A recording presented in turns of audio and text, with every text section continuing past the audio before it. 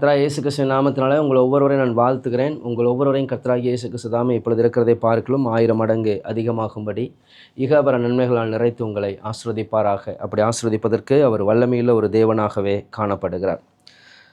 இந்த நாளில் கர்த்தராகிய தேவன் நம்மோடு பேச விரும்புகிற ஒரு காரியம் என்னன்னா, தேவன் நல்லவராக இருக்கிறார். தேவன் எப்படிப்பட்டவர் அப்படிங்கிறத நாம் எப்படி புரிந்து கொள்கிறோம் அப்படிங்கிறது ரொம்ப ரொம்ப முக்கியம். ஸோ தேவனுடைய கேரக்டரில் முக்கியமான ஒரு விஷயம் என்னென்னா, அவர் நல்லவர். அதனால தான் பைபிள் சொல்லுது, கர்த்தர் நல்லவர் என்பதை ருசித்து பாருங்கள், அவர் மேல் நம்பிக்கையாக இருக்கிற மனுஷன் பாக்கியவான் என்று வேதம் சொல்லுகிறது. அப்போ தேவனுடைய அடையாளம் என்ன? அவர் நல்லவர். ஆனால் இங்கே வேதம் சொல்லுகிறது யாருக்கு அவர் நல்லவர் அப்படின்னு சொல்லும் பொழுது, சுத்த இருதயம் உள்ளவர்களாகிய இஸ்ரவேலருக்கு தேவன் நல்லவராக இருக்கிறார். அவர் நல்லவர் தான். ஒரு இடத்துல கர்த்தருடைய வேதம் இப்படியாய் சொல்லுகிறது தேவனை குறித்து, அவர் புனிதருக்கு புனிதராகவும் மாறுபடுகிறவர்களுக்கு மாறுபடுகிறவராகவும் தோன்றுவார். அப்போ தேவன் நல்லவர் தான், அவர் அடிப்படையில் நல்லவர் தான். ஆனால் அவர் நல்லவராக இருக்க வேண்டுமா அப்படிங்கிறது, அவர் கெட்டவராக மாறுவார்னா அவர் ஒரு நாளும் கெட்டவராக மாறுவதில்லை. ஆனால் அவர் நீதியுள்ள ஒரு தேவன் என்பதை நாம் மறந்துடக்கூடாது. அந்த நல்லவருங்கிற அடையாளத்தில் அவருடைய நீதி செயல்படும் என்பதை நம்ம மறந்துடக்கூடாது. அப்போ நீதியுள்ள நியாயாதிபதி ஆகிய கர்த்தர், நாம் கர்த்தருக்கு முன்பதாக இருந்தோம்னா அவர் நமக்கு நல்லவராக இருப்பார். நினிவே மக்கள் பாவம் செய்தார்கள். அவருடைய பாவம் தேவனுடைய கோபாக்கினையை கொண்டு வருகிறதா இருந்தது. கர்த்தர் சொன்னார், இன்னும் 40 நாட்களில் நான் நினிவேயை அழிக்கப் போகிறேன். இந்த செய்தியை சொல்லும்படி யோனாவை அனுப்பினார். அதன் பின்பு நடந்த காரியங்களாக நமக்கு தெரியும். அதன் பின்பதாக மறுபடியும் யோனாவை கர்த்தர் ஒரு மீனின் மூலமாக அங்கு கொண்டு போனார். யோனா இப்பொழுது பிரசங்கித்து விட்டார். நடந்த காரியம் என்ன அப்படின்னு சொன்னால், அந்த ஜனங்கள் மனம் திரும்பி விட்டார்கள். அதை யார் எதிர்பார்க்கல அப்படின்னா, யோனா எதிர்பார்க்கலை. எல்லாருமே தங்களுடைய பிரசங்கத்தில் ஜனங்கள் ரட்சிக்கப்படணும்னு எதிர்பார்ப்பாங்க. ஆனால் யோனா அப்படிப்பட்ட ஒரு எண்ணத்தோடையே போகலை. ஏன்னா இஸ்ரவேல் மக்களுக்கு எதிராக எப்பொழுதும் போர் செய்யக்கூடிய ஒரு தேசம்தான் சீரியா. அந்த அசீரிய சாம்ராஜ்யத்துடைய தலைநகரம் தான் நினிவே. ஸோ அவர்கள் அழிந்து போக வேண்டும் என்பது தான் அவனுடைய நோக்கம். ஆனால் இங்கே என்ன நடந்துருச்சு அப்படின்னு சொன்னால், அந்த ஜனங்கள் இவனுடைய பிரசங்கத்தை கேட்டு மனம் திரும்பி விட்டார்கள். ராஜா முதற்கொண்டு ஆடு மாடு எல்லாமே மனம் திரும்பிட்டாங்க. இப்போ மனம் திரும்பும் பொழுது அவருடைய கேரக்டரை பற்றி சொல்லும் பொழுது யோனா சொல்கிறார். யோனா 4வது அதிகாரம் 2வது வசனத்தை வாசிங்க. சூரியன் உதித்த போது தேவன் உஷ்ணமான கீழ்காற்றை கட்டளையிட்டார். அப்பொழுது வெயில் யோனாவுடைய தலையில் படுகிறதினால் அவன் சோர்ந்து போய் தனக்குள்ளே சாவை விரும்பி, நான் உயிரோடு இருக்கிறதை பார்க்கிலும் சாகிறது நலமாயிருக்கும் என்றான். பாருங்க, இங்கே அந்த முதல் வசனம் சொல்லும், தேவன் மனஸ்தாபப்பட்டு அந்த தீங்கை செய்யலை. அதுக்கு மேலே இருக்க அதிகாரத்தில் அந்த ஜனங்கள் மனம் திரும்பினதை பார்த்துட்டு. ஆனால் யோனாவுக்கு இது மிகவும் விசனமாக இருந்து அவன் மிகவும் கடும் கோபமாகி மாறிவிட்டான். கடும் கோபம் பயங்கர, யார் மேலே? கர்த்தர் மேலேயே. அவரை நோக்கி ஜெபிக்கிறான். கோபத்தில் ஜெபிக்கிறான். பயங்கர கோபமாக ஜெபிக்கிறான். பைபிள் சொல்லுது, மனுஷருடைய கோபம் தேவனுடைய நீதியை நடப்பிக்க மாட்டார். நம்முடைய கோபங்கள், நம்ம கோபமாய் ஒரு ஜெபத்தை பண்ணி நம்ம கோபமாக நமக்கு நினச்சதையெல்லாம் சொல்கிறதன் மூலமாக தேவன் நம்முடைய ஜெபத்துக்கு பதிலளிப்பாரானா நிச்சயமாக இல்லை. இங்கே என்ன நடக்குது அப்படின்னு சொன்னால், அவன் சொல்கிறான், நான் இதனால தான் நான் ஊழியத்துக்கு வரமாட்டேன்னு சொன்னேன், இதனால தான் நான் தரிசனத்துக்கெல்லாம் ஓடிப்போனேன், நீர் இப்படிலாம் செய்வீர்னு எனக்கு தெரியும். இவன் போனது எதுக்காக அப்படின்னா, நம்ம போய் இந்த வார்த்தையை சொன்னால் நம்மளை கொண்டு போட்டுருவாங்க அப்படின்னு சொல்லி உயிருக்கு பயந்து ஓடினான். ஆனால் இப்போ கர்த்தர் இங்கே காரியமெல்லாம் மாறுதலாக அடைஞ்சு நம்ம பிரசங்கத்தை கேட்டு இவ்வளோ பேர் ரட்சிக்கப்பட்டாங்கிற சந்தோஷத்தை பார்க்கலாம். கர்த்தர் இவங்களை கொல்லாமல் விட்டாரு அப்படிங்கிற வேதனையில் அவன் ஜெபிக்கிற ஜெபம். அப்போ தான் அவன் கர்த்தரை பற்றி சொல்கிறான். எனக்கு நல்லாவே தெரியும், நீர் இரக்கமும் மன உருக்கமும் நீடிய சாந்தமும் மிகுந்த கிருபையுள்ளவரும் தீங்குக்கு மனஸ்தாபப்படுகிறவருமாகிய தேவன். அதாவது தேவனை பற்றி ரொம்ப நல்லா அறிந்திருக்கிற ஒருத்தனுக்கு அவன் கேரக்டர் ஆப்போசிட்டாக இருக்குது. என்ன ஒரு பெரிய ஆச்சரியம்னா, இப்படிப்பட்ட ஆளையும் வச்சு கர்த்தர் ஊழியம் செஞ்சுருக்கிறாருங்கிறது தான் பெரிய ஆச்சரியம். ஸோ தேவன் தெரிந்து கொள்கிற நபர்களுடைய வித்தியாசமான கேரக்டரை நம்ம பார்க்குறோம். இங்கே தேவன் நல்லவர். அவருடைய அடிப்படை, அவர் என்ன செய்கிறாருன்னா, பாவத்துக்கு தண்டனை உண்டு. ஆனால் அந்த தண்டனை என்பது தண்டிக்கப்படணுங்கிறதுக்காக இல்லை. அதனால தான் கர்த்தர் சொல்கிறாரு, துன்மார்க்கன் தன் துன்மார்க்கத்தினாலே சாவான், ஆனால் சாகிறவனுடைய சாவை நான் விரும்புகிறது இல்லை அப்படிங்கிறார் கர்த்தர். இப்போ இங்கே வேதம் சொல்லுகிறது, கர்த்தர் நல்லவராக இருக்கிறார். யாருக்கு நல்லவராக இருப்பார் அப்படின்னா, சுத்த இருதயம் உள்ளவர்களுக்கு தான் அவர் நல்லவராக இருப்பார். சங்கீதம் 51:1-4 வரைக்கும் வாசிங்க. தேவனே, உமது கிருபையின்படி எனக்கு இரங்கும், உமது மிகுந்த இரக்கங்களின்படி என் மீறுதல்கள் நீங்க என்னை சுத்திகரியும். என் அக்கிரமம் நீங்க என்னை முற்றிலும் கழுவி என் பாவம் அற என்னை சுத்திகரியும். என் மீறுதல்களை நான் அறிந்திருக்கிறேன். என் பாவம் எப்பொழுதும் எனக்கு முன்பாக நிற்கிறது. தேவரீர் ஒருவருக்கே விரோதமாக நான் பாவம் செய்து உமது கண்களுக்கு முன்பாக பொல்லாங்கானதை நடப்பித்தேன். நீர் பேசும்போது உம்முடைய நீதி விளங்கவும், நீர் நியாயந்தீர்க்கும் போது உம்முடைய பரிசுத்தம் விளங்கவும் இதை அறிக்கையிடுகிறேன். இங்கே வந்து பார்த்தீங்க அப்படின்னு சொன்னால், தாவீது தன் பாவத்தை அறிக்கையிட்டு அவன் ஜெபிக்கிறத பார்க்குறோம். சொல்கிறான், அவனுடைய பாவம் அவனுக்கு முன்னாடி நிற்கிது. என் பாவம் ஜெபிக்கிறான், என் அக்கிரமம் நீங்க என்னை கழுவி என் பாவமர என்னை சுத்திகரிங்க ஆண்டவரை, என் மீறுதலெல்லாம் நான் அறிந்திருக்கிறேன், என் பாவம் எப்பொழுதும் எனக்கு முன்பாக நிற்கிறது. தேவரீர் ஒருவருக்கு தேவனுக்கு விரோதமாகத்தான் நான் பாவம் செய்தேன், உமது கண்களுக்கு முன்பாக பொல்லாங்கானதை நடப்பித்தேன். ஏன் இந்த பாவத்தை அறிக்கை எடுக்கிறேன் அப்படின்னு சொல்கிறான், நீர் பேசும்போது உம்முடைய நீதி, நீர் நீதியுள்ள தேவன். அப்போ அவருடைய நீதி என்ன? தன் பாவத்தை மறைக்கிறவன் வாழ்வடைய மாட்டான், அவைகளை அறிக்கை செய்து விட்டு விடுகிறவன் இரக்கம் பெறுவான். அப்போ இரக்கத்தை பெறணும்னா நான் அவருடைய நீதியை பெற வேண்டுமானால், வேதம் சொல்லுகிறது, எல்லா விதத்திலும் நம்மை போல் சோதிக்கப்பட்டு பாவம் இல்லாதவராய் இருக்கிற பிரதான ஆசாரியர் நமக்கு இருக்கிறபடினால் நாம் இரக்கத்தை பெறவும் ஏற்ற காலத்தில் சகாயம் செய்யும் கிருபை அடையவும் தைரியமாய் கிருபாசன தண்டையிலே சேரக்கடவும் என்று சொல்லி எபிரேயர் 4வது அதிகாரத்தின் கடைசி 2 வசனங்கள் சொல்லுகிறது. அப்போ அந்த இரக்கத்தை பெறுவதற்காக இப்போ தாவீது வந்து நிற்கிறான். அப்போ சொல்கிறான், நான் என்னுடைய பாவம் பெரிதாக இருக்கிறது, அது எனக்கு முன்பதாக ஒவ்வொரு நாளும் நிற்கிறது. நான் உமக்கு விரோதமாக பாவம் செய்தேன், உமக்கு விரோதமாக நான் பாவம் செஞ்சுட்டேன் ஆண்டவரே, பொல்லாங்கானதை தீமையானதை நடப்பிச்சிட்டேன். ஏன்னா இன்னொருடைய மனைவியோட விபச்சாரம் பண்ணி அவனுடைய கணவனை கொலை செய்து இந்த தீமையை செய்து விட்டான். இப்போ அந்த பாவம் அவனை நொறுக்கி கொண்டிருக்கிறது. அப்போ அதனால தான் அவன் வந்து கதறி ஜெபிக்கிறான். அதே அதிகாரத்தில் 7வது வசனத்திலிருந்து 12வது வசனம் வரைக்கும் வாசிங்க. நீர் என்னை ஈசோப்பினால் சுத்திகரியும், அப்பொழுது நான் சுத்தமாவேன். என்னை கழுவியருளும், அப்பொழுது நான் உறைந்த மலையிலும் வெண்மையாவேன். நான் சந்தோஷமும் மகிழ்ச்சியும் கேட்கும்படி செய்யும், அப்பொழுது நீர் நொறுக்கின எலும்புகள் களிகூரும். என் பாவங்களை பாராதபடிக்கு நீர் உமது முகத்தை மறைத்து என் அக்கிரமங்களை எல்லாம் நீக்கியருளும். தேவனே, சுத்த இருதயத்தை என்னிலே சிருஷ்டியும், நிலைவரமான ஆவியை என் உள்ளத்திலே புதுப்பியும். உமது சமூகத்தை விட்டு என்னை தள்ளாமலும் உமது பரிசுத்த ஆவியை என்னிடத்திலிருந்து எடுத்துக்கொள்ளாமலும் இரும். உமது இரட்சணியத்தின் சந்தோஷத்தை திரும்பவும் எனக்கு தந்து உற்சாகமான ஆவி என்னை தாங்கும்படி செய்யும்.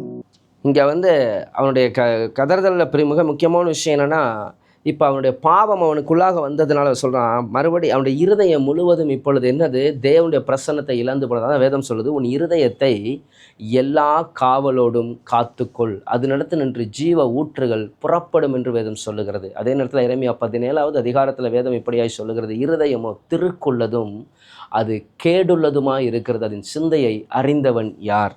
அப்போ இன்றைக்கி நம்முடைய இருதயத்தை சுத்திகரிக்க வேண்டும். அப்போ இங்கே சொல்கிறான், அதனால தான் பக்தன் ஜெபிக்கிறான், ஆண்டவரே என்னை கழுவுங்க, என் பாவத்தை பாருங்கள், முகத்தை மறைத்து என் அக்கிரமங்களையெல்லாம் நீக்கி அருளும் ஆண்டவரே, நான் மறுபடியும் சந்தோஷத்தையும் மகிழ்ச்சியையும் கேட்கும்படி செய்யும், நீர் நொறுக்கின எலும்புகள் கலிகூறும்னு சொல்கிறான்.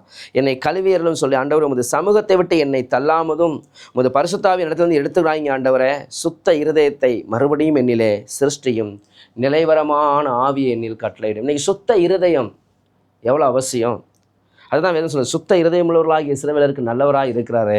சுத்த இருதயம், இன்னைக்கு என் தேவனை என்னை சுத்திகரியும், என் இருதயத்தை சுத்தமாக்கினேன், என் பாவமர துப்புரவானேன் என்று சொல்லத்தக்கவன் யார் என்று வேதம் சொல்லுகிறது. அதனால தான் பக்தன் ஜெபிக்கிறான், தேவனே என்னை ஆராய்ந்து என் இருதயத்தை அறிந்து கொள்ளும், என்னை சோதித்து என் சிந்தனைகளை அறிந்து கொள்ளும், வேதனை உண்டாக்கும் வழி இடத்தில் உண்டோ என்று பார்த்து நித்திய வழியில் என்னை நடத்தும் என்று சொல்லி அவன் கதறுகிறதை நாம் பார்க்கிறோம். இன்றைக்கி அருமையான தேவ பிள்ளைகளை, நம்முடைய இருதயத்தை நாம் காத்து கொள்ள வேண்டும். அதனால தான் வேதம் சொல்கிறது, முழு இருதயத்தோடும் முழு ஆத்மாவோடும் முழு பலத்தோடும் முழு மனதோடும் கர்த்தரில் அன்பு கூறுவாயாக என்று சொல்லி வேதம் சொல்லுகிறது. இன்றைக்கு நம்முடைய இருதயத்தை நாம் தேவனுக்கு எப்படியாய் ஒப்பு கொடுத்திருக்கிறோம். மத்தேயு 5வது அதிகாரம் 8வது வசனத்தை வாசியுங்கள். இருதயத்தில் சுத்தமுள்ளவர்கள் பாக்கியவான்கள், அவர்கள் தேவனை தரிசிப்பார்கள். இருதயத்தில் சுத்தமுள்ளவர்கள் பாக்கியவான்கள், அவர்கள் தேவனை தரிசிப்பார்கள். இன்னைக்கு நாம் தேவனை தரிசிக்க வேண்டும். வேதம் சொல்லுகிறது, 1 யோவான் 3வது அதிகாரம் 2வது வசனத்தை வாசிங்க. பிரியமானவர்களே, இப்பொழுது தேவனுடைய பிள்ளைகளாய் இருக்கிறோம், இனி எவ்விதமாய் இருப்போம் என்று இன்னும் வெளிப்படவில்லை. ஆகிலும் அவர் வெளிப்படும் போது அவர் இருக்கிற வண்ணமாகவே நாம் அவரை தரிசிப்பதினால் அவருக்கு ஒப்பாயிருப்போம் என்று அறிந்திருக்கிறோம். அவர் மேல் இப்படிப்பட்ட நம்பிக்கை வைத்திருக்கிற எவனும் அவர் சுத்தமுள்ளவராய் இருக்கிறது போல தன்னையும் சுத்திகரித்துக் கொள்ளுகிறான். இங்கே கர்த்தருடைய வேதம் சொல்லுகிறது, நம்ம இப்போ தேவனுடைய பிள்ளைகளாக இருக்கிறோம். அவருடைய நாமத்தின் மேல் விசுவாசம் உள்ளவர்களாக அவரை ஏற்றுக்கொண்டவர்கள் எத்தனை பேரோ அத்தனை பேரும் தேவனுடைய பிள்ளைகளாக இருக்கிறோம். தேவனுடைய பிள்ளைகளாக இருக்கிற நம்ம இனி எவ்விதமாக இருப்போம், இனி எப்படி போய் அங்கே இருக்க போகிறோம், எப்படிப்பட்டவர்களாக இருக்க போகிறோம் அப்படின்னு சொன்னால், அப்போ நமக்கு பைபிள் சொல்லுது, இயேசு ஒரு இடத்துல சொல்கிறாரு, நாம் அங்கே தேவ தூதர்களை போல இருப்போம். அந்த தேவதூதர்களை போல இருப்போம் என்று கர்த்தர் சொல்லுகிறாரு. தேவதூதர்களை போல இருக்கும்போது நம்ம எப்படி இருப்போம் அங்கே அப்படின்னா, அவருக்கு ஒப்பாய் இருப்போம். அவரை போல பரிசுத்தமாய் நாம் இருந்தால் தான் அங்கே போக முடியும். அதை தான் சொல்கிறாரு, நாம் அவர் இருக்கிற வண்ணமாகவே நாம் அவரை தரிசிப்பதினால் அவருக்கு ஒப்பாய் இருப்போம் என்று அறிந்திருக்கிறோம். ஆகவே இப்படிப்பட்ட நம்பிக்கை வைத்திருக்கணும் எவனும் அவர் சுத்தமுள்ளவராய் இருக்கிறது போல தன்னையும் சுத்திகரித்து கொள்ளுகிறான். அப்போ இன்றைக்கி நம்மை சுத்திகரித்து கொள்ள வேண்டும், நம்மை பரிசுத்தமாக்கி கொள்ள வேண்டும். அப்போ இன்றைக்கி நம்முடைய இருதயத்தை நாம் சுத்தமாக்க வேண்டும். அதனால தான் பக்தன் ஜெபிக்கிறான், கர்த்தாவே என் இருதயத்தை என்ன செய்யும், சுத்த இருதயத்தை என்னிலே சிருஷ்டியும். இருதயத்தில் சுத்தமுள்ளவர்கள் பாக்கியவான், அவர்கள் தான் தேவனை தரிசிப்போம். நாம் எல்லோரும் ஒரு நாள் தேவனை முகமுகமாய் தரிசிக்க போகிறோம். அதுதான் நம்முடைய ஓட்டம். நம்ம வாழ்க்கையின் ஒரு பிரதானமான காரியம் என்ன? ஒருவேளை இந்த பூமிக்குரிய காரியங்களை குறித்து அநேக காரியங்கள் இருக்கலாம், ஆனால் அவைகள் எல்லாம் ஒன்றும் நிரந்தரமானவைகள் அல்ல. நிச்சயமான ஒன்று இருக்கிறது, நாம் ஒரு நாள் மத்திய ஆகாயத்திலே கர்த்தராகிய இயேசு வருவார். அப்பொழுது கிறிஸ்துவுக்குள் மரித்தவர்கள் முதலாவது எழுந்திருப்பார்கள், பின்பு உயிரோடு இருக்கும் நாமும் அவருக்கு எதிர்கொண்டு போய் அவரோடு கூட நித்தியமாய் நாம் அவரோடு இருக்க வேண்டும். அன்றைக்கு நாம் அவரை தரிசிக்கும்படியாக நாம் ஆயத்தம் உள்ளவர்களாக, அவரை தரிசிக்க நாம் தகுதியுள்ளவர்களாக நாம் காணப்பட வேண்டியது அவசியமாக இருக்கிறது. ஆகவே நம்முடைய இருதயத்தை நாம் சுத்திகரித்து கொள்ள வேண்டும். நம்முடைய இருதயம் கேடுள்ளதும் திருக்குள்ளதுமாய் இருக்கக்கூடாது. பகையையும் விரோதத்தையும் இருதயத்தில் வைத்தால் மேன்மை பாராட்டாதிருங்கள். அவைகள் லௌகிக சம்பந்தமானதும் ஜென்ம சுபாவத்துக்குரியதும் பேய்த்தனத்துக்கு அடுத்ததுமாய் இருக்கிறது என்று கர்த்தருடைய வேதம் சொல்லுகிறது. ஆகவே உங்கள் இருதயத்தை நீங்கள் எல்லா காவலோடும் காத்து கொள்ளுங்கள். அடுத்த ஜீவ ஊற்றுகள் புறப்படுகிறதா இருக்கிறது. அதனால தான் நம்ம கர்த்தர் சொல்கிறாரு, நல்ல மனுஷன் தன் இருதயமாகிய நல்ல பொக்கிஷத்திலிருந்து நல்லவைகளை எடுத்து காண்பிக்கிறான்னு சொல்லி. இந்த நாளில் அருமையான தேவ பிள்ளைகளை, தேவன் எல்லாருக்கும் நல்லவர் தான், ஆனால் அவருடைய அடிப்படையில் அவர் நல்லவர் தான். ஆனால் அந்த நல்லவராகிய தேவன் எனக்கு நல்லவராய் வெளிப்பட வேண்டுமானால், அவருடைய நன்மைகளை ஆசீர்வாதங்களை நான் பெற வேண்டுமானால் நான் என்ன செய்ய வேண்டி இருக்குது அப்படின்னு சொன்னால், நான் சுத்த இருதயம் உள்ளவனாய் காணப்பட வேண்டியது அவசியமாக இருக்கிறது. சரி, அந்த 73வது அதிகாரம் வசனம் 1-2 வசனத்தை வாசிங்க. சுத்த இருதயம் உள்ளவர்களாகிய இஸ்ரவேலருக்கு தேவன் நல்லவராகவே இருக்கிறார்.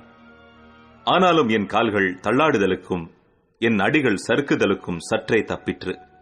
ஆனாலும் இப்போ பாருங்கள், கர்த்தர் நல்லவராக இருக்கிறாரு. சுத்த இருதயம் உள்ளவர்களாகிய இஸ்ரவேலர்னா தேவனுடைய ஜனங்களுக்கு. ஸோ தேவனுடைய ஜனமாக இருக்கக்கூடியவர்கள் நாம் எல்லாம் பரிசுத்தமாகிறோம், சுத்திகரிக்கப்படுறோம், எல்லாம் சரி.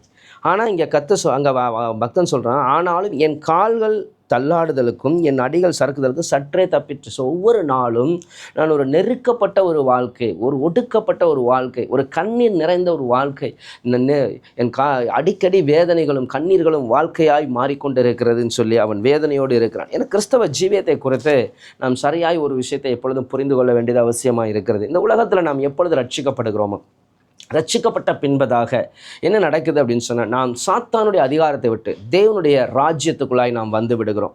ஆகிலும் இந்த பூமியானது இன்னும் பொல்லாங்கனுக்குள் தான் கிடக்கிறது. இந்த உலகம் பொல்லாங்கனுக்குள் கிடக்கிறது என்று வேதம் சொல்லுகிறது. ஆகவே இந்த உலகத்தின் அதிபதி என்று சாத்தானை குறித்து வேதம் சொல்லுகிறது. ஆகவே இந்த உலகத்தில் நமக்கு, அதனால தான் கர்த்தர் சொன்னார், உலகத்தில் உபத்திரவம் உண்டு, ஆனாலும் திடன் கொள்ளுங்கள் என்று சொல்லியிருக்கிறார். ஒரு தேவ பிள்ளையாக நீங்கள் ஒரு கிறிஸ்தவராக வாழ்வது என்பது ஒரு பாடுகள் நிறைந்த, வேதனை நிறைந்த ஒரு வாழ்க்கையாய் காணப்படுகிறது. நெருக்கங்களும் போராட்டங்களும் காணப்படுகிறதாய் அது காணப்படுகிறது.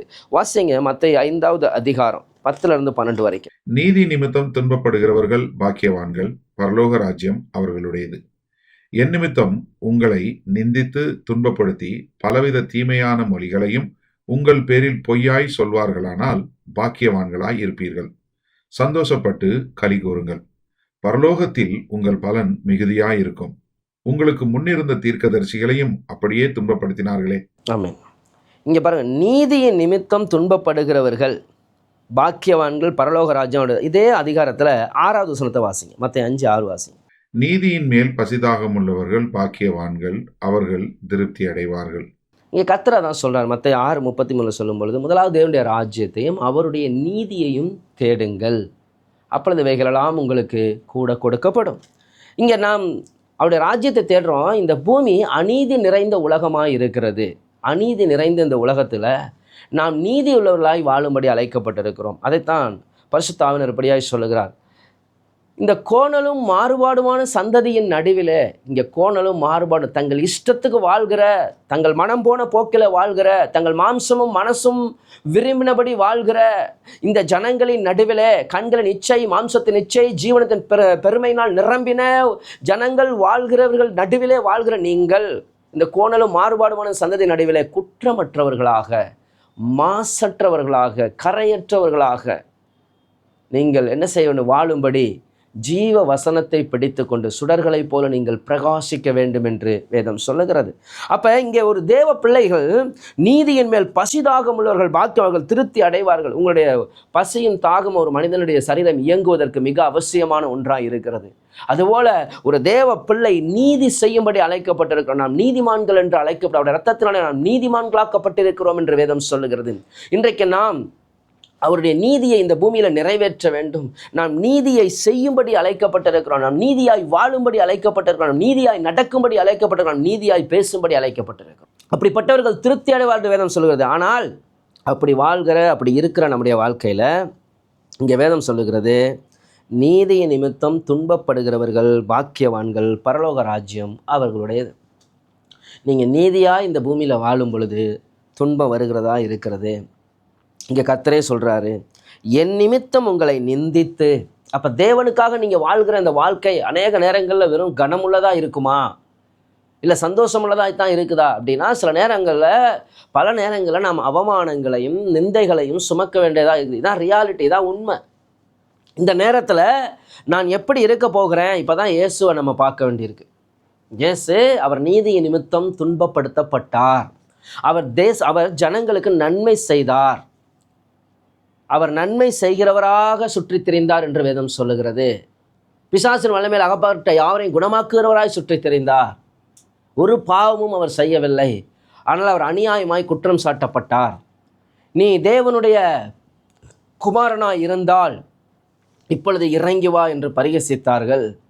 மற்றவர்களை ரட்சித்தான், தன்னைத்தானே ரட்சித்துக்கொள்ள திராணி இல்லை என்று பரிகசித்தார்கள். தேவாலயத்தை இடித்து 3 நாளைக்குள்ளே கட்டுகிறவனே, உன்னை நீயே ரட்சித்துக்கொள், இப்பொழுது நீ சிலுவையிலிருந்து இறங்கி வா, நாங்கள் உன்னை விசுவாசிக்கிறோம் என்று பரிகசித்தார்கள். நிந்தைகள், அவமானங்கள், பாடுகள், இதன் நடுவில் அவர் தேவ நீதியை நிறைவேற்றினார். இப்படி எல்லா நீதியை நிறைவேற்றுவது நமக்கு ஏற்றதா இருக்கிறது என்று வேதம் சொல்லுகிறது. அந்த வேளையில் அத்தனை அவமானங்களையும் அத்தனை நிந்தைகளையும் சுமந்த அந்த வேளையில் இயேசு தேவ நீதியை நிறைவேற்றினார். இன்றைக்கி அருமையான தேவ பிள்ளைகளை, ஏன் இந்த பாதைகள்? நீங்கள் செங்கடலை கடந்து வந்துட்டாங்க இஸ்ரவேல் மக்கள். செங்கடலை கடந்து வந்த அந்த இஸ்ரவேல் மக்களுக்கு கடந்து வந்த உடனே அப்படியே கானான் பாலும் தேனும் ஓடுகிற அந்த தேசம் அங்கே அப்படியே இருந்துடல. அந்த செங்கடலை கடந்து வந்தவனை வனாந்திரம்தான் இருந்தது. வனாந்திரம்தான் இருந்துச்சு. உண்மையாகவே இங்கேயாவது ராஜாக்கள் இருந்தார்கள், பார்வோன் இருந்தான், அவனுக்கு கீழே அடிமையாக இருந்து வேலை செய்யலாம். இங்கே கர்த்தர் விடுதலை ஆக்கிட்டாரு. இப்போ இங்கே வந்தோம்னா ஒன்றுமே இல்லை, மனித சஞ்சாரம் இல்லை, எந்த ராஜாக்கள் இல்லை, ஒன்றும் இல்லை. இப்பொழுது வெறுமையான ஒன்றும் இல்லாத காய்ந்து போன ஒரு வனாந்தரத்தில் தான் நடக்கும். இந்த வனாந்தரத்தில் பகலிலே மேகஸ்தம்பம், இரவிலே அக்னி ஸ்தம்பம் இருக்கும். அவர்கள் ஒவ்வொரு நாளும் தன்னுடைய உணவுக்காக தேவனை நோக்கி பார்க்கணும். காலையிலையும் மாலையிலையும் மன்னா பெய்யும், அதை போய் எடுத்து கொண்டு வர வேண்டும். தண்ணீருக்கு கர்த்தரை நோக்கி தான் பார்க்கணும். அவர் அங்கே கட்பாறைகளை பிளந்து தண்ணீர்களை கொடுப்பார். மாறாவின் கசந்த நீரை மதுரமாய் மாற்றுவார். ஆனால் அவர் மாத்திரமே சார்ந்து கொண்டு ஓடணும். அந்த மேகம் புறப்படும் போது தான் இவங்க புறப்படணும். அது வரைக்கும் அங்கேயே தங்கி இருக்கணும். ஸோ முழுக்க அவர்களுக்கு வாக்கு பண்ணின அந்த கானானுக்கு போய் சேருவதற்கு வரைக்கும் அந்த வனாந்தரத்தில் அவர்கள் நடக்க வேண்டியதாக இருந்தது. இன்றைக்கி தேவ பிள்ளைகளாகிய நம்முடைய வாழ்க்கையிலும் அப்போ நம்முடைய வாழ்க்கையில் இது முதல் தேவபக்தியாய் நடக்க மனதாய் இருக்கிற யாவரும் துன்பப்படுவார்கள் அப்படின்னு கர்த்தருடைய வேதம் சொல்லுது. அப்போ தேவ பக்தியாய் நடப்பதில் நமக்கு நெருக்கங்கள் உண்டு. நீங்கள் கர்த்தருக்கென்று சாட்சியாய் வாழும் பொழுது பரிகாசங்கள், ஏளனங்கள், நிந்தைகள், அவமானங்கள், இது நடுவிலே நீங்கள் உண்மையாய் தேவ நீதியை நிறைவேற்றுவீர்கள். ஆனால் கர்த்தர் சொல்றார், நீங்கள் திருப்தி அடைவீர்கள். அப்போ நெருக்கங்கள் வருது, சில போராட்டங்கள் வருது. இது நடுவில் தான் நம்ம வாழ்க்கையை என்ன செய்ய வேண்டியிருக்குது, நடத்தி செல்ல வேண்டியதாக இருக்கிறது. அப்போ கர்த்தர் சொல்றாரு, என் நாமத்தினிமித்தம் நீங்கள் நிந்திக்கப்பட்டால் நீங்கள் பாக்கியவான்கள், பரலோகத்தில் உங்கள் பலன் மிகுதியாக இருக்கும், உங்களுக்கு பலன் மிகுதியாக இருக்குங்கிறார் கர்த்தர். அப்போ தேவனுடைய நாமத்தினிமித்தம் நீங்கள் நிந்திக்கப்பட்டா நீங்கள் எப்படி இருக்கணும், நீங்கள் சாட்சியாக இருக்கணும். 1 பேதுரு 4வது அதிகாரம் 12 14 வரைக்கும் வாசிங்க. பிரியமானவர்களே, உங்களை பரிசோதிக்கும்படி உங்கள் நடுவில் பற்றி எரிகிற அக்கினியை குறித்து ஏதோ புதுமை என்று திகையாமல், இயேசு கிறிஸ்துவின் மகிமை வெளிப்படும்போது நீங்கள் களி கூர்ந்து மகிழும்படியாக அவருடைய பாடுகளுக்கு நீங்கள் பங்காளிகளானதால் சந்தோஷப்படுங்கள். நீங்கள் கிறிஸ்துவின் நாமத்தின் நிமித்தம் நிந்திக்கப்பட்டால் பாக்கியவான்கள். ஏனென்றால் தேவனுடைய ஆவியாகிய மகிமையுள்ள ஆவியானவர் உங்கள் மேல் தங்கியிருக்கிறார். ஆமென்.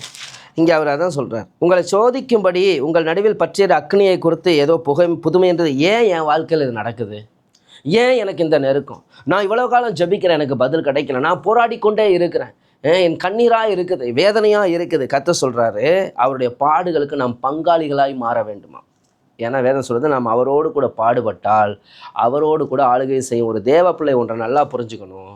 நீங்கள் ரட்சிக்கப்பட்டு இந்த தேவ பிள்ளைகளாய் வாழும் பொழுது சில பாடுகளும் சில நெருக்கங்களும் இங்கே உங்களுக்கு வருகிற பொழுது ஒன்றை தெரிந்து கொள்ளுங்கள், நீங்களும் நானும் இயேசு அனுபவித்த அந்த பாடுகளில் ஒரு பகுதியை அனுபவிக்கும்படி தெரிந்து கொள்ளப்பட்டிருக்கிறோம். நாம் அவரோடு கூட பாடுபட்டால் அவரோடு கூட ஆளுகையும் செய்யும். அவருடைய பாடுகளுக்கு நாம் பங்காளிகளாய் மாற வேண்டும். ஏன் அவருடைய ஆசீர்வாதத்துக்கு நாம் பங்காளிகளாய் மாறுகிறோம். இயேசு பரலோகத்திலே நமக்காக ஆயத்தம் பண்ணி வைத்திருக்கிற எல்லா நன்மைகளுக்கும் நாம் பங்காளிகளாய் மாறுகிறது போலவே இந்த பூமியிலே நாம் அவருடைய பாடுகளுக்கு பங்காளிகளாகிறோம். அதனால தான் பேதுரு சொல்றாரு, கொஞ்ச காலம் பாடு அனுபவிக்கிற உங்களை கர்த்தர் சீர்படுத்தி, ஸ்திரப்படுத்தி, பலப்படுத்தி நிலைநிறுத்துகிறார் என்று வேதம் சொல்லுகிறது. அப்போ இந்த மாதிரி போராட்டங்கள், நெருக்கங்களை நான் சந்தித்து கொண்டு இருக்கிறேன் அப்படின்னு சொல்லி தான் பக்தர் என்ன செய்கிறான், எல்லாம் வேதனை தான், எனக்கு எல்லாம் கண்ணீர் தான். அது எல்லாத்தையும் விட அவனுக்கு பெரிய சிக்கல் என்ன அப்படின்னு சொன்னால், நான் வேதனையோடு கண்ணீரோடு என் வாழ்க்கையை நடத்தி கொண்டு இருக்கிறேன். ஆனால் இப்போ அடுத்து அவன் என்ன பார்க்குறான் அப்படின்னு சொன்னால், இந்த நெருக்கமான சூழ்நிலையில் ஒரு விசுவாசியுடைய விசுவாசத்தை பலவீனப்படுத்தக்கூடிய ஒரு முக்கியமான காரியம் என்ன, அதை சங்கீதம் 73வது அதிகாரம் 3வது வசனத்திலிருந்து 10 வரைக்கும் வாசிங்க. துன்மார்க்கரின் வாழ்வை நான் காண்கையில் வீம்புக்காரராகிய அவர்கள் மேல் பொறாமை கொண்டேன். மரண பரியந்தம் அவர்களுக்கு இடுக்கண்கள் இல்லை. அவர்களுடைய பலன் உறுதியாயிருக்கிறது. நரற்படும் வருத்தத்தில் அகப்படார்கள். மனுஷரடையும் உபாதியை அடையார்கள். ஆகையால் பெருமை சரப்பணியைப் போல அவர்களை சுற்றிக் கொள்ளும். கொடுமை ஆடியைப் போல் அவர்களை மூடிக்கொள்ளும். அவர்கள் கண்கள் கொழுப்பினால் எடுப்பாய் பார்க்கிறது. அவர்கள் இருதயம் விரும்புவதிலும் அதிகமாய் நடந்தேறுகிறது. அவர்கள் சீர்கெட்டு போய் அகந்தையாய் கொடுமை பேசுகிறார்கள். இருமாப்பாய் பேசுகிறார்கள். தங்கள் வாய் வானம் மட்டும் எட்ட பேசுகிறார்கள். அவர்கள் நாவு பூமி எங்கும் உலாவுகிறது. ஆகையால் அவருடைய ஜனங்கள் இந்த வழியாகவே திரும்புகிறார்கள். தண்ணீர்கள் அவர்களுக்கு பரிபூரணமாய் சுரந்து வரும். தேவனுக்கு அது எப்படி தெரியும்? உன்னதமானவருக்கு அதை பற்றி அறிவு உண்டோ என்று சொல்லுகிறார்கள். ஆமென்.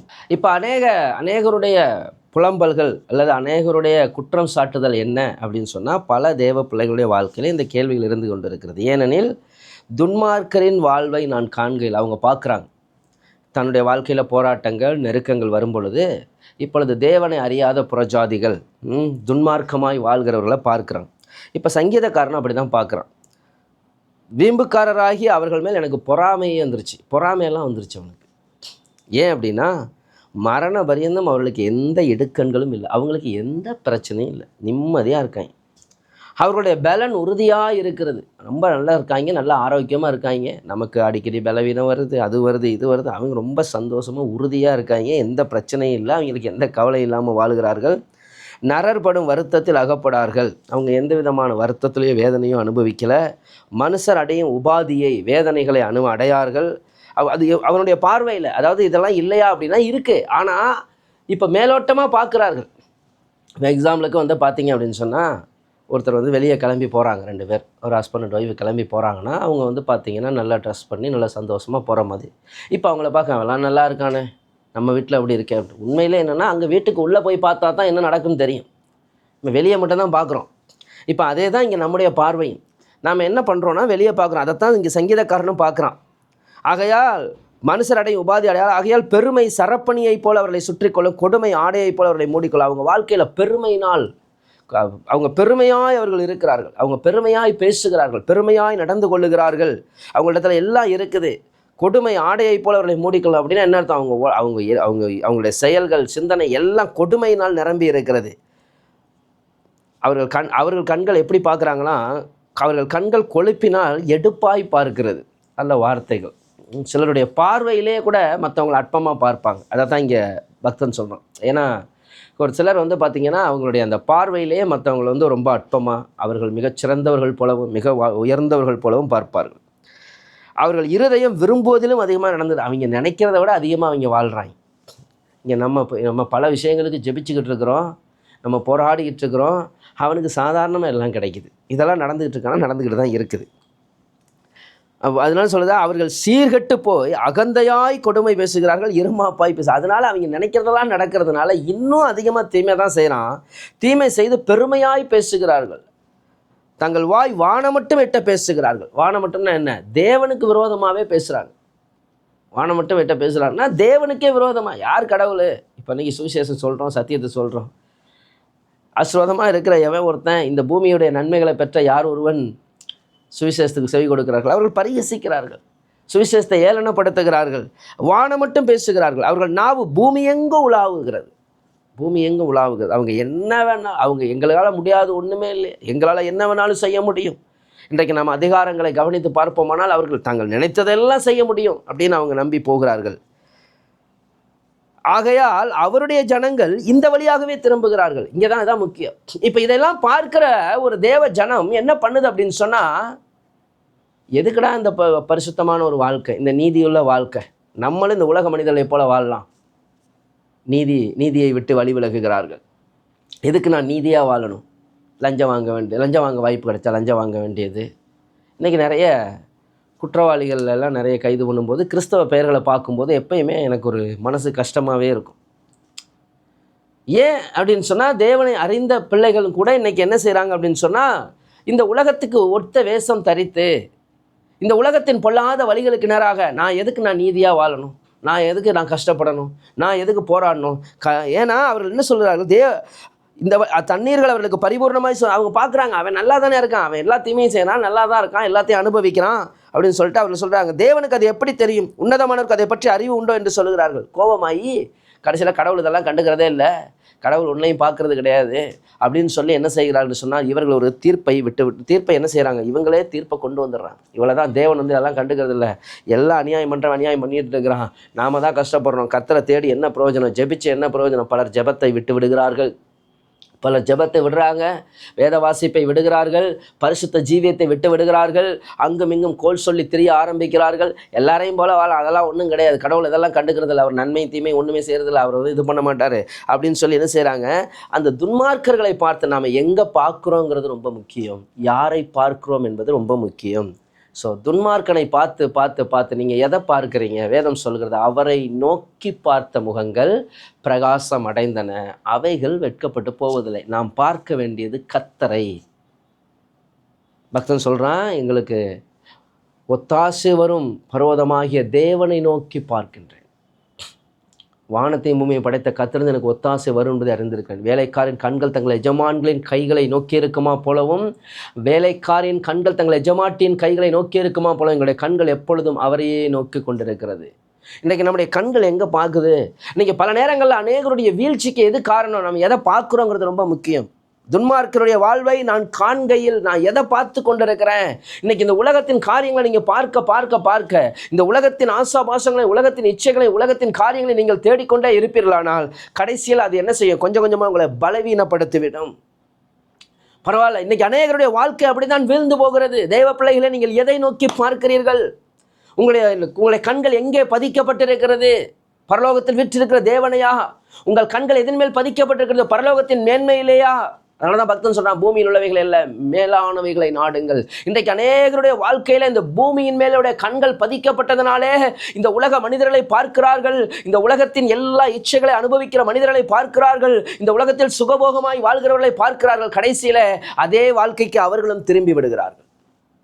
தேவனுக்கு விரோதமாய் முறுமுறுக்க ஆரம்பிக்கிறார்கள், தேவனுக்கு விரோதமாய் குறை சொல்ல ஆரம்பிக்கிறார்கள். 1 கொரிந்தியர் 10வது அதிகாரம் 1-13 வரைக்கும் வாசிங்க. இப்படி இருக்க சகோதரரே, நீங்கள் எவைகளை அறிய வேண்டும் என்றிருக்கிறேன் என்றால், நம்முடைய பிதாக்கள் எல்லாரும் மேகத்துக்கு கீழாய் இருந்தார்கள், எல்லாரும் சமுத்திரத்தின் வழியாய் நடந்து வந்தார்கள், எல்லாரும் மோசேக்குள்ளாக மேகத்தினாலும் சமுத்திரத்தினாலும் ஞானஸ்நானம் பண்ணப்பட்டார்கள், எல்லாரும் ஒரே ஞான போஜனத்தை புசித்தார்கள், எல்லாரும் ஒரே ஞானபானத்தை குடித்தார்கள். எப்படியெனில் அவர்களோட கூட சென்ற ஞான கண்மலையின் தண்ணீரை குடித்தார்கள்.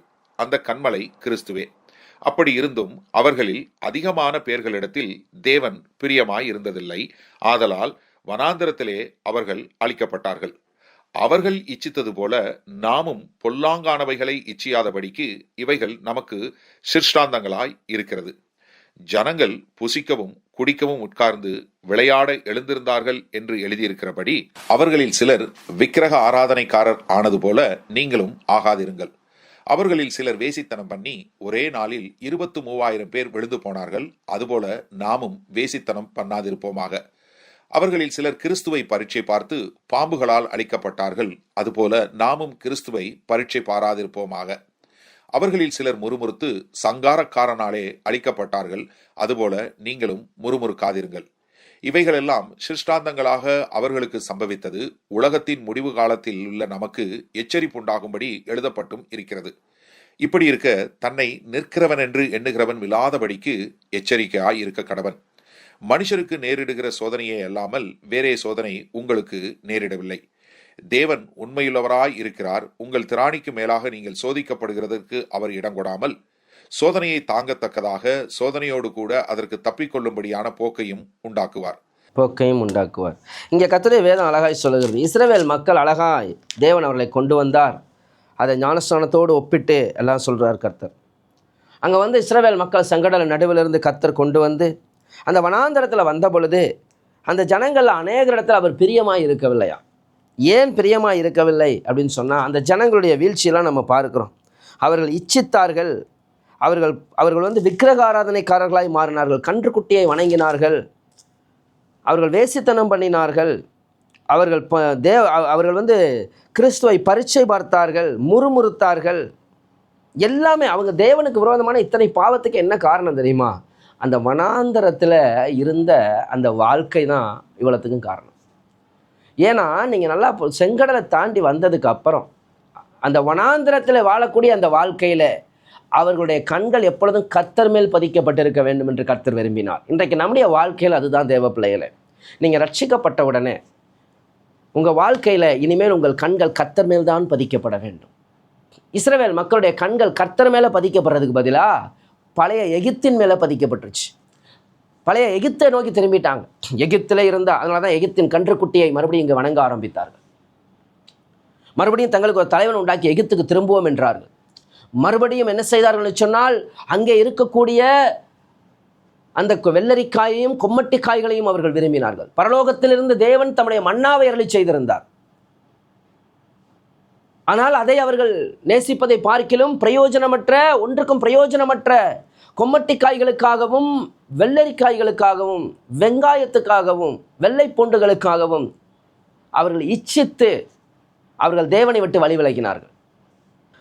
இஸ்ரவேல் மக்களுடைய வாழ்க்கை முழுவதுமாக அந்த எகிப்தின் மேல் தான் இருந்தது. அவங்களால முன்னாடி இருக்க கானானை பார்க்கவே முடியலை.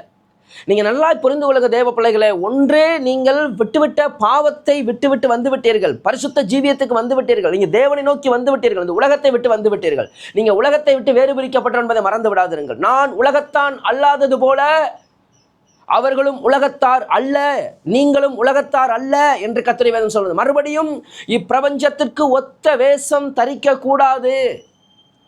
மறுபடியும் இந்த உலகத்தின் இச்சைகளினாலும் கண்கள் இச்சைகளினாலும் மாம்சத்தின் இச்சைகளும் ஜீவனின் பெருமையாலும் திரும்பிவிடக்கூடாது. அப்படி போனீங்கன்னா சாத்தான் உங்களுக்கு என்ன செய்வானா, அழகாய் காண்பிப்பான். இங்கே பாவம் எப்பயுமே பலபலன் தான் இருக்கும், பாவம் எப்பயும் அழகாத்தான் இருக்கும். அதன் முடிவிலே அது விரியனை போல தீண்டும். அதன் சம்பளம் மரணம். அது பூரணமாகும் போது மரணத்தை பிறப்பிக்கும். இஸ்ரவேல் மக்களுடைய வாழ்க்கையிலே அவ்வளவு மேன்மையான தேவனுடைய வாக்குத்தத்தத்தின் கானானை அவர்கள் சுதந்திரிக்க முடியாமல் போனதுக்கு காரணம் என்னன்னா, அவர்கள் அதை நம்பவில்லை. அவர்கள் ஒவ்வொன்றுக்கும் தேவனை பார்க்க வேண்டும் என்பதிலே சலித்து போனார்கள். அதனால தான் வேதம் சொல்றது, ஒருவன் தான் காண்கிறதை நம்ப வேண்டும், என்ன காணாததை நம்பினோமாகில் அது வருகிறதற்கு பொறுமையோடு காத்திருக்க கடவுள். பொறுமை இல்லை, தேவனுக்காக பொறுமையாய் காத்திருக்க முடியவில்லை. தங்களுக்கு ஒத்தாசை பர்வதமாகிய தேவனை நோக்கி பார்க்க விருப்பமில்லை. தங்கள் கண்டபடியே அவர்கள் செயல்பட்டார்கள். தங்கள் இச்சைகளின்படியே அவர்கள் ஓடினார்கள். கடைசியில் அவருடைய வாழ்க்கையில் அநேகர் எல்லாவற்றையும் என்ன அந்த வனாந்தரத்திலே மடிந்து போனாங்க. யாருமே தேவ பிள்ளைகளை இந்த பூமியில் வாழ்கிற வாழ்க்கையில் ஒருவேளை நான் யோசிக்கலாம், என்ன ஒரு நல்ல வார்த்தை இல்லையா, ஒரு ஆசீர்வாதமான வார்த்தை இல்லையா? நான் ஆசீர்வாதத்தை பற்றி தான் பேசிகிட்டு இருக்கிறேன். வெறும் இந்த பூமிக்குரியதல்ல, பரலோகத்தை பற்றி பேசி கொண்டிருக்கிறேன். உங்களுக்கு என்ன தேவைன்னு கர்த்தருக்கு தெரியும். உங்கள் வாயில் வார்த்தை பிரவாகம் என்பதாகவே உங்களுக்கு என்னது தேவை என்று அவருக்கு தெரியும். அவருக்கு என்ன தேவை தெரியுமா? நீங்கள் அவருக்கு தேவை. நீங்கள் அவரோடு கூட அந்த பரலோக ராஜ்யத்திலே வாசமாக இருக்க வேண்டும் என்பது அவருக்கு தேவை. அதுதான் அவருடைய வாஞ்சை. அதற்காகத்தான் அவர் இந்த பூமிக்கு வந்தார். இந்த பூமியில உங்களுடைய தேவைகளை சந்திப்பதவர்கள் லேசான, அதான் சொன்ன, நீதியை தேடுகிறவர்களுக்கு, நீதியின் மேல் பசிதாகம் உள்ளவர்கள் பாக்கியவான்கள், அவர்கள் திருப்தி அடைவார்கள். உங்களை திருப்தியாக்கி நடத்துவதற்கு அவர் எளிதான காரியம். இந்த பூமியில உங்களுக்கு தேவையான நன்மைகளை ஆசீர்வாதங்களை கொடுப்பது லேசான காரியம். உங்கள் விண்ணப்பங்களுக்கு பதிலளிப்பது அவர்கள் லேசான காரியம். நான் மாம்சமான யாவருக்கும் தேவனாகிய கர்த்தரை நான் செய்யக்கூடாத அதிசயமான காரியம் ஒன்று உண்டோ என்று கர்த்தர் கேட்கிறார். எது ஒன்று ஒரு லேசான காரியம்? 40 லட்சம் ஜனங்களுக்கு ஒரு மாதம் அளவும் இறைச்சி கொடுப்பது ஒரு வனாந்தரத்தில் அவருக்கு லேசான காரியம். எல்லாம் லேசானது தான். அவருக்கு ஒரு எந்த காரியமும் பெரிதானது கிடையாது. அழுகி நாற்றம் எடுத்து சொந்த சகோதரியை இனி நாருமே என்று சொல்லுகிற ஒரு சரீரத்தையும் மறுபடியும் புதிதாய் மாற்றி மறுபடியும் அவனுக்கு ஜீவனை கொடுத்து சாட்சியாய் நிறுத்துவதும் அவருக்கு லேசான காரியம். ஆனால் அவருக்கு நம்முடைய வாழ்க்கையின் காரியங்கள் எது ஒன்று பெருசில்ல. இப்போ பெரிதானது என்னன்னா, நாம் தேவராஜ்யத்துக்கு வரணும். நமக்கு கொடுத்த சுதந்திரம் தான் இன்னைக்கு நமக்கு இருக்கக்கூடிய, நமக்கு கர்த்தர் நம்மளை சுதந்திரமாக்கிட்டார். இஸ்ரவேல் மக்களை எகிப்திலிருந்து சுதந்திரமாக்கிட்டார். இப்போ அந்த அடிமைத்தனம் கிடையாது. ஒவ்வொரு நாளும் போய் செங்கலை செய்ய வேண்டியதில்லை. அவர்களை அந்த ஆலோட்டிகள் வந்து சூப்பர்வைசர் வந்து அடிக்க மாட்டான், துன்புறுத்த மாட்டான். அவர்கள் பிள்ளைகள் அடிமைகளைப் போல வாழ வேண்டியது இல்லை. இதோ ஒரு சுதந்திர காற்றை சுவாசிக்கலாம். ஓ, தேவனை நோக்கி பார்த்தால் தேவன் அவர்களுக்காக மன்னாவை அருளி செய்கிறார். அவர் கண்மலின் தண்ணீரை புறப்பட பண்ணுவார். அவருடைய தேவைகளை எல்லாம் சந்திக்கிறார். அவருடைய வஸ்திரம் பழையதாய் போகவில்லை, அவருடைய பாதரட்சைகள் தேய்ந்து போகவில்லை. ஆனால் அவர்கள் அநேகர் தேவராஜ்யத்துக்குள் பிரவேசிக்கவில்லை. அவர்களில் அநேகர் தேவன் வாக்குப்படின கானானுக்குள் போகவில்லை. இன்னைக்கு அருமையான தேவ பிள்ளைகளே, நம்முடைய வாழ்க்கையில் இன்னைக்கு இதுதான். நீங்கள் எதை நோக்கி பார்த்து, யாரை நோக்கி பார்த்து கொண்டு இருக்கிறோம்?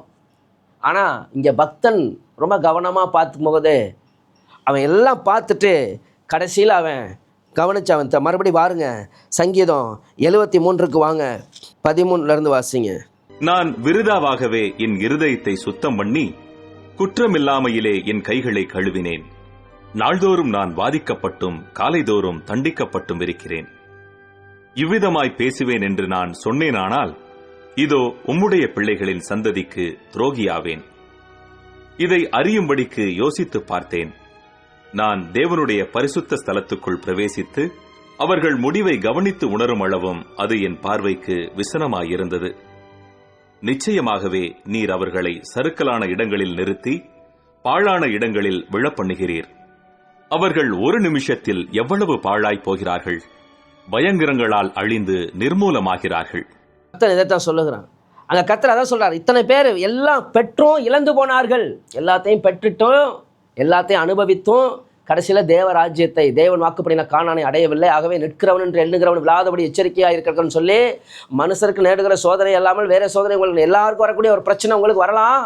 ஆனால் தேவன் உண்மையுள்ளவராக இருக்கிறார். உங்கள் திராணிக்கு மேலே சோதிக்கப்பட இடம் கொடுக்க மாட்டாரு.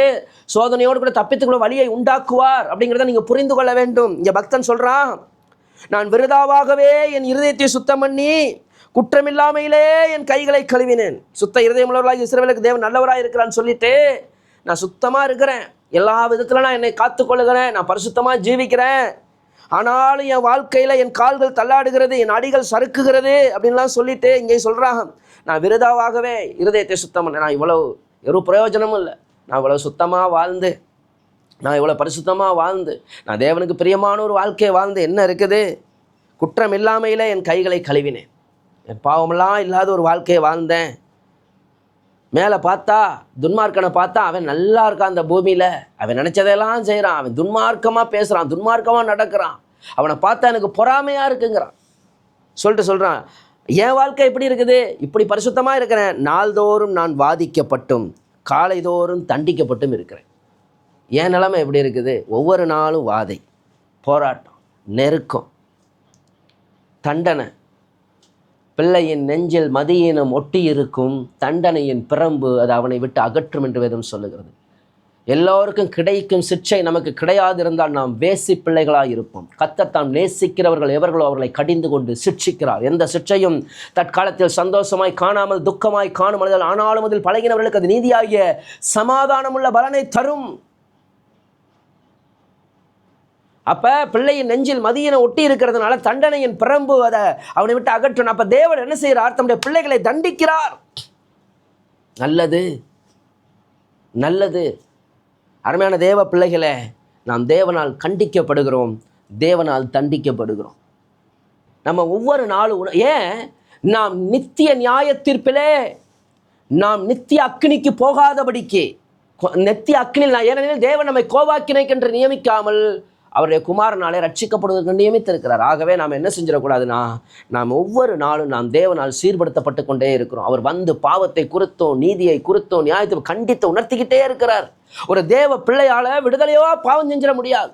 ஒரு தேவ பிள்ளையால் அப்படியே ரொம்ப சந்தோஷமாக பாவத்தை அவன் சந்தோஷமாக செய்து விடவே முடியாது. அவன் தினமும் காயப்படுத்தப்படுவான், வேதனைப்படுத்தப்படுவான், அவனுடைய இருதயம் வாதித்து கொண்டே இருக்கும். அவன் தேவன் பட்சத்தில் திரும்பி தன் பாவத்தை அறிக்கையிடுகிற வரைக்கும் அவன் நிம்மதி அடைய முடியாது. அதான் தாவீதுடைய வாழ்க்கையில் சங்கீதம் 51 நடந்துச்சு. கதறுகிறான், நிற்க முடியாது, பாவத்தில் அப்படியே நிம்மதியாக வாழ்ந்துட முடியாது. ஒவ்வொரு நாளும் தண்டனை. நல்லது தேவ பிள்ளைகளை, நம்மை தண்டித்து அவர் நம்மளை நடத்தட்டும், நம்மளை கண்டித்து அவர் நடத்தட்டும். நல்லது. அதுதான் வேதம் சிட்சித்து உங்களுடைய வேதத்தை கொண்டு போதிக்கிற மனுஷன் பாக்கியவான் என்று வேதம் சொல்லுகிறது. தேவன் நம்மை தண்டிக்க வேண்டும். ஏன்? நாம் வழி விலகி நாம் நித்திய அக்கினிக்குள் போய்விடாதபடிக்கு நாம் கடந்து செல்ல வேண்டியது அவசியமாக இருக்கிறது. இன்னைக்கு நம்முடைய வாழ்க்கையில் எல்லாம் ஏன் எனக்கு இது நடக்குது? நல்லது. உங்கள் வாழ்க்கையில் சில காலங்கள் நீங்கள் காத்திருக்க வேண்டி இருக்குது.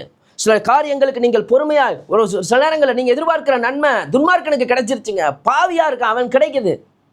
அவன் தேவனை விட்டு வழி விலகுறான், தேவனுடைய வழிகள் அவன் நடக்கலை, அவனுக்கு சீக்கிரம் கிடைக்குது. ஆனால் எனக்கு கிடைக்கலையே. நல்லது. தேவன் உங்களை உருவாக்குகிறார். தேவன் அவர் கேட்டவனமாக உங்களை வளைந்து கொள்கிறார். ஏனெனில் நீங்கள் இந்த பூமிக்குரிய காரியத்தை மட்டும் பிரதானமாக பார்க்குறீங்க. தேவனோ அவரோடு, அவருடைய சிங்காசனத்தில் நீங்கள் அவரோடு அமருகிற காரியத்தை குறித்து பார்த்து கொண்டிருக்கிறார். அவர் உங்களுக்கென்று ஆயத்தமாக்கின அந்த ஸ்தலத்தில் நீங்கள் அவரோடு வந்து வாசம் பண்ணுகிறதை குறித்து அவர் அக்கறையுள்ளவராக இருக்கிறார். அவருடைய விருந்து சாலையிலே நீங்கள் வந்து வஸ்திரம் தரித்தவர்களாய் கல்யாண வஸ்திரத்தோடு உள்ளே வர வேண்டும் என்பதில் அவர் அக்கறையுள்ளவராக இருக்கிறார். அந்த நித்திய அக்கினிக்கு நீங்கள் போகாதபடி அவருடைய நித்திய ராஜ்யத்தில் நீங்கள் அவரோடு கூட பங்கு பெற்று அவரோடு கூட ஆளுகை செய்ய வேண்டும் என்பதற்காக கொஞ்ச காலம் உங்களை அவர் சிட்சிக்கிறார். கொஞ்ச காலம். இப்போ அவன் சொல்கிறான், இதை அறியும்படி யோசித்து பார்த்தேன், ஏன் இதெல்லாம் நடக்குது? இப்படி பேசுவேன் என்று நான் சொன்னேனால் இதோ உடைய பிள்ளைகளின் சந்ததிக்கு துரோகியாவேன். இப்படி என் இஷ்டத்துக்கு என்னத்துக்கு நான் உண்மையாக வாழ்ந்தேன், எதுக்கு நான் பரிசுத்தமாக வாழ்ந்தேன், எதுக்கு நான் தேவனை தேடணும் அப்படின்னு நான் நினச்சேன்னா நான் கடைசியில் தேவனுடைய பிள்ளைகளுக்கு துரோகியாக மாறிடுவேன். ஆகவே இதை அறியும்படிக்கு யோசித்து பார்த்தேன், நான் தேவனுடைய பரிசுத்த ஸ்தலத்துக்குள் பிரவேசித்தேன். எங்கே? துன்மார்க்கனையே பார்த்துக்கிட்டு இருக்கிற வரைக்கும், இந்த உலகத்தையே பார்த்துக்கிட்டு இருக்கிற வரைக்கும் நம்முடைய சிந்தனை மாறாது. அதனால தான் வேதம் சொல்கிறது, கிறிஸ்து இயேசுவில் இருந்த சிந்தை உங்களில் இருக்க கடவுள். அது இருக்கணும்னா நீங்கள் தேவன் பக்கத்தில் போகணும். கர்த்தருடைய வேதத்தை ஆராய்ந்து பார்க்க வேண்டும், கர்த்தருடைய வேதத்தை நிதானித்து பார்க்க வேண்டும். அங்கே தான் போகிறான். அப்போ தேவனுடைய பரிசுத்த ஸ்தலத்துக்குள் பிரவேசித்தேன். தேவனுடைய தேவ சமூகத்துக்கு போக ஆரம்பித்த பொழுது தான் நான் என் சொந்த பலத்தில், என் மாம்சீக கண்களில் சுற்றி நடக்கக்கூடிய காரியங்களை வச்சே காரியங்கள் இன்றைக்கி அப்படி தானே நம்ம தீர்மானிக்கிறோம், நம்ம ஜெபிக்கிறோம். காரியங்கள் மாறலையா? அவ்வளோதான், என்ன ஒன்றும் இல்லை, அதுக்கு ஜெபித்தோம், இதுக்கு ஜெபித்தோம், தேசத்தில் என்ன மாற்றம் வந்துச்சு? சிலருடைய நினைப்பு. தேவ பிள்ளைகளை, எல்லாவற்றுக்கும் ஒரு காலத்தை கர்த்தர் வைத்திருக்கிறார். இப்போ தான் சொல்கிறான், நான் இப்போ தான் உள்ளே பிரவேசித்து அவர்கள் முடிவை கவனித்து உணரும் அளவும் அது என் பார்வைக்கு விசனமாக இருந்தது. அதை கவனிக்கலை. நான் அந்த முடிவை நான் கவனிக்க தவறிட்டேன். அவர்களுடைய வாழ்க்கை எப்படி போய் முடிகிறது என்பதை நான் கவனிக்கிறேன். இப்போ பார்க்குறேன், நிச்சயமாகவே நீர் அவர்களை சறுக்கலான இடங்களில் நிறுத்தி பாழான இடங்களில் விழப்பண்ணுகிறீர். சறுக்கலான இடங்களில் நிறுத்துகிறாராம், பாழான இடங்கள் விழப்பண்ணுகிறார். அவர்கள் ஒரு நிமிஷத்தில் எவ்வளவு பாழாய் போகிறார்கள், பயங்கரங்களால் அழிந்து நிர்மூலமாகிறார்கள். நித்திரை தெளிந்தவுடன் சொப்பனம் ஒளிவது போல ஆண்டவரை நீர் விழிக்கும் போது அவர்கள் வேஷத்தை இகழுவீர். ஒரு நிமிஷத்தில் ஒன்றும் இல்லாமல், நல்லா கவனித்துக் கொள்ளுங்க, துன்மார்க்கர்கள் செழிப்பாக இருக்கலாம், அவர்கள் செழிப்பாய் ஒரு மரத்தை போல செழிப்பாக இருக்கலாம், ஆனால் ஒரு நொடி பொழுதில் ஒன்றும் இல்லாமல் போய் விடுவார்கள். தேவனுடைய நியாய தீர்ப்பின் ஒரு மனிதனுடைய பாவம், ஒரு துன்மார்க்கன் பாவம் பெருகிக்கிட்டே இருக்குது அப்படின்னு சொன்னால் வேதம் சொல்லுகிறது, பார்வோன் துன்மார்க்கன், பார்வோன் தன்னை கடவுள் என்று சொல்லுகிறவன். பார்வோனை எகிப்தின் ஜனங்கள் கடவுளாய் வணங்குவார்கள். அப்போ ஏன் கர்த்தர் அவனை வச்சிருந்தாரு? ஏன் அவன் நின்றுகிட்டு இருந்தான்? பைபிள் சொல்லுது, என் வல்லமை விளங்கும்படியும், என் மகிமை விளங்கும்படியும், என் வல்லமை பூமி எங்கும் பிரஸ்தாபமாகும்படியும் நான் அவனை நிலைநிறுத்தினேன். அப்போ பார்வோனை வைத்து தான் பார்வோன் அங்கே இருக்கிற வரைக்கும் பார்வோனுடைய துணிகரத்தின் நிமித்தம் தேவன் தம்முடைய வல்லமையை வெளிப்படுத்தி கொண்டே இருந்தார். அந்த பார்வோனுடைய பாவம் பூரணமாக சிலரை ஏன் என்ன தண்டிக்கிறாரு, ஏன் அவனை கண்டுக்க மாட்டேங்கிறாரு? சிம்பிள். ஏன் அப்படின்னா, நான் நித்திய ஜீவனுக்கு அழைக்கப்பட்டிருக்கிறேன், நான் பரலோக ராஜ்யத்துக்கு அழைக்கப்பட்டிருக்கிறேன். ஆகவே என்னில் இருக்கக்கூடிய எல்லா அழுக்குகள் நீக்கப்பட வேண்டும், என்னில் இருக்கக்கூடிய தேவனுக்கு பிரியமற்றவர்கள் எல்லாம் நீக்கப்பட வேண்டும். ஆனால் அவன் அப்படி அல்ல, அவனுக்கு நல் முடிவு இல்லை, துன்மார்க்கனுக்கு நல் முடிவு இல்லை. அவனுடைய தீபம் காரில் அணைந்து போகும். அவன் தன் பாவத்தை பூரணமாக்கும்படி தேவன் அவர்களை இழிவான இச்சை ரோகங்களுக்கு ஒப்பு கொடுத்தார் என்று வேதம் சொல்லுகிறது. அப்போ அவர்கள் என்ன செய்கிறார்னா, அவர்களுடைய துன்மார்க்கமான வழிகளிலே, அவருடைய பாவமுள்ள வழிகளிலே, அவருடைய பரிசுத்த குலத்தான வழிகளில் தேவன் விட்டுவிடுகிறார். அவர்கள் இந்த பூமியில் விரும்புகிறதிலே அதிகமாய் பெற்று அவர்கள் துணிகரமாய் வாழ்ந்து கொண்டிருக்கிறார்கள். சடுதியிலே அவர்களுடைய முடிவு எழும்பும், சடுதியிலே அவர்கள் காணாமல் போவார்கள். அதை நீங்கள் காண்பீர்கள். ஆகவே உங்கள் சத்துருக்களை பார்த்து, துன்மார்க்கனை பார்த்து வாழாதீர்கள். ஏனெனில் அவன் நியாய தீர்ப்புக்கு நியமிக்கப்பட்டிருக்கான். பாவம் பூரணமாகும் பொழுது மரணத்தை பிறப்பிக்கும். அப்ப என்ன பண்றாரு தேவன்? துன்மார்க்கன் பாவம் செய்கிற பொழுது, அவன் துன்மார்க்கத்தில் வாழ்கிற பொழுது கர்த்தர் ஏன் அவனை விட்டு விடுகிறார்? ஏனெனில் அவன் தேவனுடைய சத்தத்துக்கு செவி கொடுக்காததினாலே கர்த்தர் அவனை விட்டு விடுகிறார். அவர்களை தங்கள் இஷ்டத்தின்படி செய்யும்படி தேவன் அவர்களை விட்டு விடுகிறார். கடைசியில் என்ன செய்கிறார்கள்? அவர்கள் துணிகரமான பாவத்தில் நிறைந்தவர்களா, இவைகளை செய்கிறவர்கள் மரணத்திற்கு பாத்திரரா இருக்கிறார் என்று வேதம் சொல்லுகிறது. அவர்கள் தங்கள் துணிகரமான பாவத்தினால் தொடர்ந்து வாழ்ந்து கொண்டிருக்கிற பொழுது அவர்கள் தங்கள் தேவனுடைய நியாய தீர்ப்புக்கு நேராக அவர்கள் கடந்து போகிறார்கள். பாவம் பூரணமாகும் பொழுது மரணத்தை பிறப்பிக்கும். அதைத்தான் வேதம் சொல்லுகிறது. ரோமர் 1ஆம் அதிகாரத்தில் வீட்டில் போய் படித்து பாருங்கள். அவருடைய இச்சையை நிமித்தம், அவருடைய இழிவான இச்சை ரோகங்களுக்கு கர்த்தரை ஒப்புக் கொடுத்தார். தேவனை அறியும் அறிவை பற்றி கொண்டிருக்க அவர்களுக்கு மனதில்லாது இருந்தபடியால் தேவன் அவர்களை கீழான சிந்தைகளுக்கு ஒப்புக் கொடுத்தார். அதனால எல்லா சண்டையும், வாக்குவாதங்களும், பொறாமைகளும், கொலைகளும், வெறிகளும், களியாட்டுகளும், காம விகாரங்களுக்கும் அவர்களை ஒப்புக் கொடுத்தார். அவர்கள் தங்கள் இஷ்டத்துக்கு தங்கள் மனம் போன போக்கிலே வாழ கர்த்தர் அனுமதித்தார். ஆனால் இவைகளை செய்கிறவர்கள் மரணத்திற்கு பாத்திரரா இருக்கிறார் என்று தேவன் தீர்மானித்த நீதியான தீர்ப்பு என்பது அங்கு வைக்கப்பட்டிருக்கிறது. ஆகவே இன்றைக்கு அருமையான தேவ பிள்ளைகளே, துன்மார்க்கர்களை பார்த்து அவன் இப்படி இருக்கான், இவன் இப்படி இருக்கான்னு நீங்க யோசிக்காதீங்க. உங்களை தேவன் நடத்துகிற பாதையிலே பொறுமையாய் கர்த்தருக்கு கீழ்ப்படிந்து ஏற்ற வேளையில அவர் உங்களை உயர்த்த முடிய பலத்த களத்துக்குள்ள அடங்கிருங்க. பக்தன் இங்கே கதறான், இப்படி என் மனம் கசந்தது, என் உள்ளந்திரியத்திலே குத்துண்டேன், நான் காரியமறியாத மூடனானேன், உமக்கு முன்பாக மிருகம் போல் இருந்தேன். நான் ஒரு தேவ மனுஷன், நான் தேவனுடைய ஆவிக்குரியவன். ஆவிக்குரிய ஆராய்ந்து நிதானிக்கிறான், அவன் வேறொரு நாளும் ஆராய்ந்து நிதானிக்க ஆவிக்குரிய வண்ணமாய் பார்க்க தவறுகிற பொழுதெல்லாம் இப்படி தான் அநேகர் என்ன செய்கிறாங்க? தேவனுக்கு விரோதமாய் முறுமுறுக்கிறார்கள். ஒரு நாள் தேவனுக்கு விரோதமாய் முறுமுறுக்காதீங்க, குறை சொல்லாதீங்க, ஏன் என் வாழ்க்கையில் இதன்னு கேள்வி கேட்காதீங்க. பொறுமையாய் தேவனுக்கு காத்திருங்கள். கர்த்தரிடமாய் சாய்ந்து, அவர் என்னிடமாய் சாய்ந்து என் கூப்பிடுதலை கேட்டார் என்று பக்தன் சொல்லுகிறார். அவர் உங்களிடத்தில் சாய்ந்து உங்கள் கூப்பிடுதலை கர்த்தர் கேட்பார். அவர் வந்து உங்களுக்கு பதில் அளிப்பார். பொறுமையாக இருங்கள். உங்கள் இருதயத்தை எல்லா காவலுடன் காத்து கொள்ளுங்கள். அவன் சொல்கிறான், கடைசியாக அவன் சொல்லும்போது சொல்கிறான், ஆண்டவரே, நான் எப்பொழுதும் உம்மோடு இருக்கிறேன், என் வலது கையை பிடித்து நீர் தாங்குகிறேன். உம்முடைய ஆலோசனை நீர் என்னை நடத்தி முடிவிலே என்னை மகிமையில் ஏற்றுக்கொள்வீர். பரலோகத்தில் உம்மை அல்லாமல் எனக்கு யார் உண்டு? பூலோகத்தில் உம்மை தவிர எனக்கு வேறே விருப்பம் இல்லை என்று சொல்லி அவன் இந்த சங்கீதத்தில் அவன் கர்த்தரை தன் சார்பில் அவன் எடுத்துக்கொள்கிறதை பார்க்கணும். இன்றைக்கி அருமையான தேவ பிள்ளைகளே, இன்னைக்கு உங்கள் வாழ்க்கையின் எல்லா பகுதிகளிலும் கர்த்தரை நீங்கள் நேசிக்கவும் கர்த்தரை பின்பற்றவும் நீங்கள் உங்களை ஒரு முடிவு செய்து கொள்ளுங்க. எந்த காரியம் நடந்தாலும் ரோமர் 8:28 ஞாபகத்தில் வைத்துக் கொள்ளுங்க. அவருடைய தீர்மானத்தின்படி அழைக்கப்பட்டவர்களாய் அவரிடத்தில் அன்பு கூறுவர்களுக்கு சகலமும் நன்மைக்கு எதுவாக நடக்கிறது என்று அறிந்திருக்கிறோம். தேவன் எதை செய்தாலும் அதை நன்மைக்கென்று தான் செய்கிறார். ஆகவே என்ன செய்யாதீங்க, தேவனுக்கு விரோதமாய் முறுமுறுக்காதீங்க, குறை சொல்லாதீங்க, உலகத்தின் மனிதர்களை பார்க்காதீங்க, பின்மாற்றக்காரனை பார்க்காதீங்க, தேவனை விட்டு வழி விலகினுடைய பொல்லாதோடைய செய்களை நான் வெறுக்கிறேன், அந்த பொல்லாத செய்களை நேசித்து போயிடாதீங்க. கடைசியில் வழி விலகி தேவனை விட்டு இன்னைக்கு அநேகர் வழி விலகி தங்கள் மனம் போன போக்கில் மறுபடியும் தேவனை விட்டு போய் தங்கள் பொல்லாத வழிகளுக்கேற்ற தங்கள் தப்பிதத்துக்கு தகுதியான பலனை தங்களுக்குள் அடைந்தார்கள் என்று எழுதப்பட்டிருக்கிறது. அப்படி போயிடாதபடிக்கு நித்திய ஜீவனுக்கு அழைக்கப்பட்டிருக்கிற நீங்கள் கர்த்தருடைய பாதையில் நிலங்கள், உங்கள் வழிகளை காத்துக்கொள்ளுங்கள், உங்கள் இருதயத்தை எல்லா காவலுடன் காத்துக்கொள்ளுங்கள். கர்த்தருடைய ஆவியானவர் உங்களை நடத்தி செல்வார். கர்த்தர் அந்த வார்த்தைகளை கொண்டு உங்களை ஆஸ்வதிப்பாராக.